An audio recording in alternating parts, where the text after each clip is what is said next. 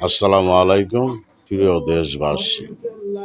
জামাতের আমি শফিক, ডাক্তার শফিক বলে তারে, সে আল্লাহর কসম কাটে, জাতের কসম দিয়া বলে আমরা বাংলাদেশে কোনো নৈরাজ্য আর সন্ত্রাসী করব না, করতে দেব না।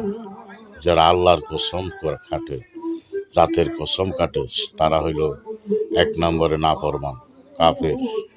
যে আল্লাহর কসম কাটে, আল্লাহর দোহাই দিতে পারে, আল্লাহর দয়া, আল্লাহর কসম কাটে তুই কোন বোঝে। আল্লাহর কসম কাটে যারা, যারা কিরা কাটে তারাই নাফরমান, তারাই বেঈমান। আরো বলে জনগণে ভোট দেখ বা না দেখ, ক্ষমতা আমাদের চাই। এই নাফরমানদের বাসা, আর আল্লাহর কসম কাটে।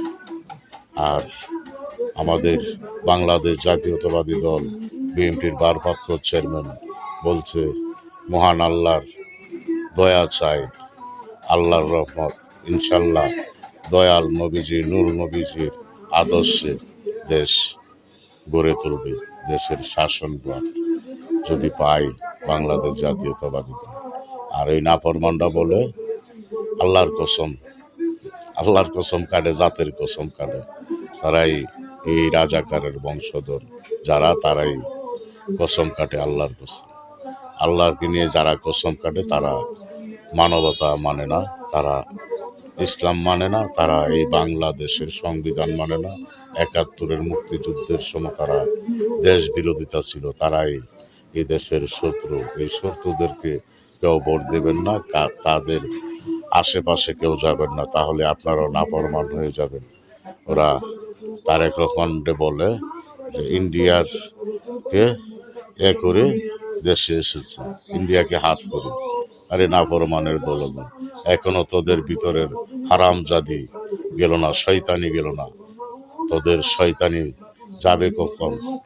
মরার পরেও তো তোদের শয়তানি যাবে না। তোরা কয় বড় গিয়ে বাংলাদেশের যারা স্বাধীন করেছিল তাদেরকে জ্বালাই দিত না।